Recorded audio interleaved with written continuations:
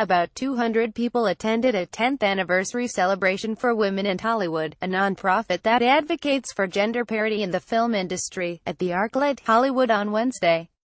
Rozette Rag for the New York Times Los Angeles. It kind of feels like Rome is burning. Angela Robinson, a writer, director, producer whose credits include Professor Marston and the Wonder Woman and True Blood, was standing in front of roughly 200 people at the ArcLight Hollywood here on Wednesday night.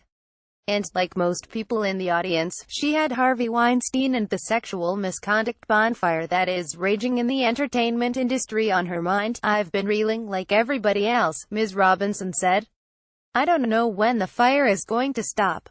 I don't know if I want it to stop." The night was supposed to be an unbridled celebration.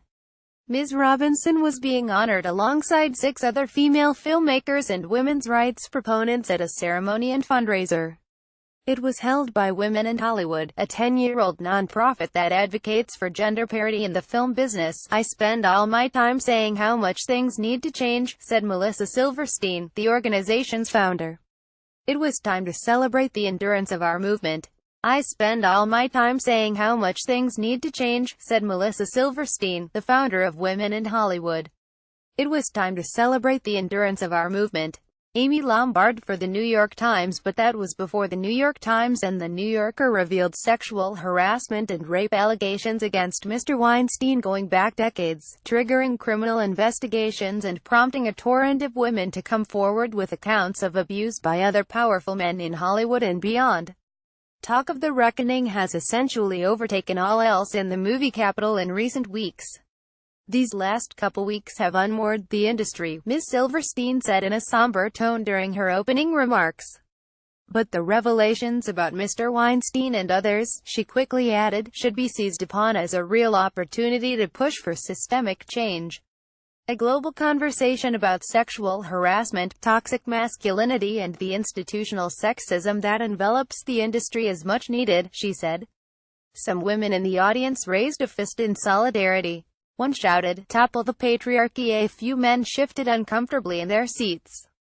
During a cocktail hour before the ceremony, Women in Hollywood held a similar event in New York last week and will host one in London next month. Honorees like Lenora Lapidus, director of the Women's Rights Project at the American Civil Liberties Union, networked over coconut chicken skewers and cilantro steak empanadas. As women at the gathering cited statistics about gender inequality in Hollywood, several noted that the ArcLight was also hosting the premiere of a torture-themed horror movie, Jigsaw, that night. Rozette Rag for the New York Times. "There's a teeny silver lining," Ms. Lapidus said about the deluge of allegations. "It's reached such a crescendo that there is no going back." A spokeswoman for Mr. Weinstein, who was fired by the studio he co-founded, has repeatedly denied any allegations of non-consensual sex. The ArcLight, an upscale movie theater and event space in the heart of Hollywood, was simultaneously hosting a premiere for Jigsaw, which Lionsgate hopes will restart its Saw franchise.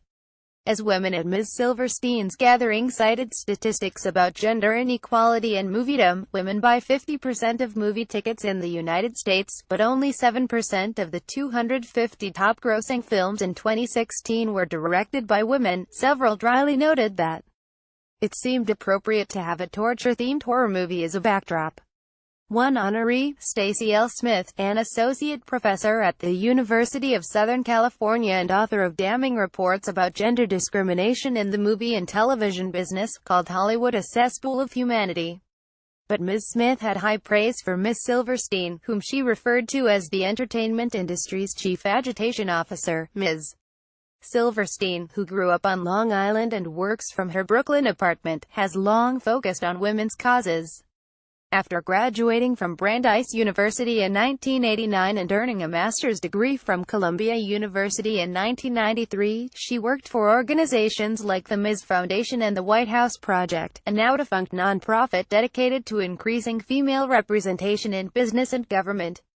The Cinerama Dome, part of the ArcLight Hollywood complex on Sunset Boulevard. Rozette Rag for the New York Times. In 2007, she started a blog to push for gender diversity in the global film industry. She called it Women in Hollywood. "I didn't trust my voice at first, but I slowly put myself out there and started to get noticed," Ms. Silverstein said. "Now I'm kind of a rabid dog," she added with a chuckle. On Twitter, where Ms. Silverstein has 33,500 followers, she has been encouraging abused women to come forward. On Thursday, she tweeted, "Catch the bastards and believe women. Could more like will. Catch the bastards, believe women. https://t.co/code 71NWK. Melissa Silverstein at Melsil, October 26, 2017. Although it has evolved into a larger organization, Women and Hollywood is still mostly known as a blog. Ms. Silverstein has a small staff of editors, and the site publishes articles by a range of freelancers. She does not sell advertising and depends on funding from sponsorships and people like Barbara Dobkin, a philanthropist dedicated to women's issues.